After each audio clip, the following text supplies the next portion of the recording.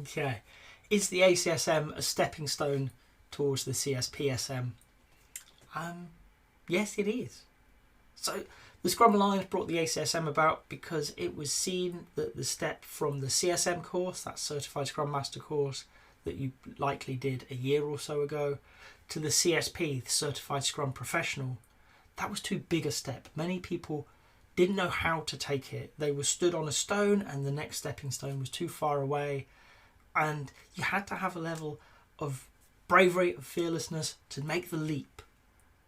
And people didn't know whether they could make it, so they didn't leap.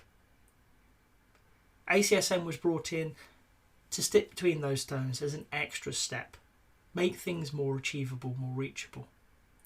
So you have to do the ACSM to get to the CSP. But is it part of that transition? Yes and no. Yes, you attend it. My ACSM and my CSP are built around very similar structures. We look at theory. In the ACSM, it's the history of Agile, where it comes from, what the frameworks are and what they're about.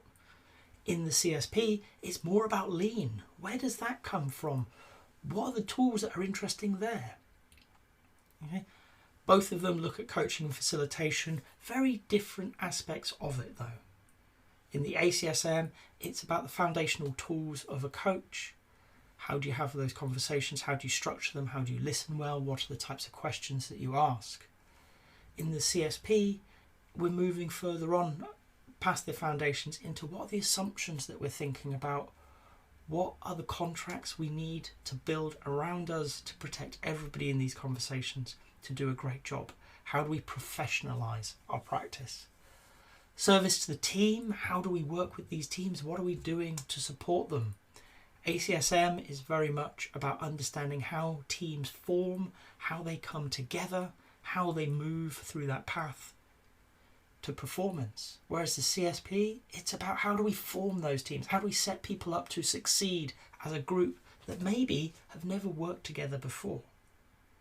Product ownership, ACSM and CSP, we're dealing with how do we help product owners. Very similar topics, but again with different slants. The CSP changes course by course based on the contingent that we have and what their interests are.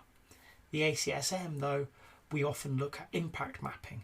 How do we help product owners understand that route from having a vision, having a goal, having a common purpose, to having a tangible backlog? And finally, we have the beyond the team section, organisational change and scaling agile. We look at systems thinking in the ACSM.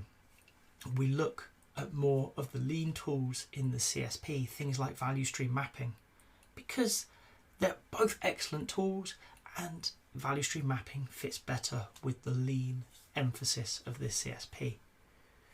Organisational change, we're looking at topics that are relevant to where people are, be it the scaling side of things or models to understand how people think and respond to change.